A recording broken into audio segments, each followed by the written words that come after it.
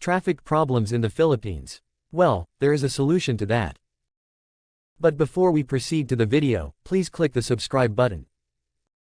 Note, this is just my own opinion. Now onto the video.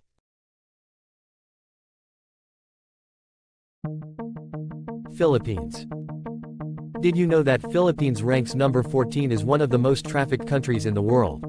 And how to solve it?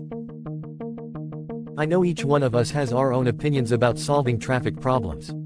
And mostly, the idea is to expand roads and highways. Actually, in the Philippines, constructing or expanding public roads and highways from 4 lanes to 10 lanes can't solve the problem. And it costs a lot of money too. Well, there is a better way to solve that problem. The solution does not need a construction of roads like bypass roads, diversion roads, you name it. In other words, it won't even involve money. It will only need a law. So let's start with the basic. First, garage. A consumer cannot own or buy any form of vehicle if he or she doesn't have a garage. And an area survey must be done to check if that person or consumer really has a garage. Second, defective vehicles. Any vehicle that is defective or has a damage cannot be allowed to be driven in all public roads and highways. These defectives or damages include broken windshields or windows, defective headlights, defective signal lights, and defective brakes. Third, unregistered vehicles and unfully registered vehicles. All unregistered vehicles are not to be allowed to be driven.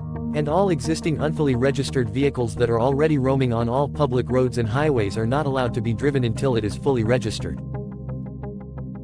Fourth, unfully paid vehicles. All loaned vehicles that are unfully paid are not allowed to be driven in all public roads and highways.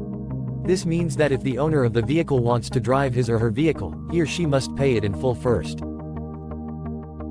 And now, let's proceed to the main solution of the problem. If you imagine a manufacturer produces a vast amount of vehicles and sells through dealerships, this means that every year, when there is a new model of the vehicle, there is also a consumer who wants to own it. And in the Philippines, most of the vehicles that are driven are loaned vehicles. So this brings us to the main solution. Fifth, loaned vehicles. The government must have a law that prohibits all vehicle dealerships for vehicle loans. This means that to own any form of vehicle, a consumer must pay it in full, or in other words, a consumer will not be allowed to loan any form of vehicle.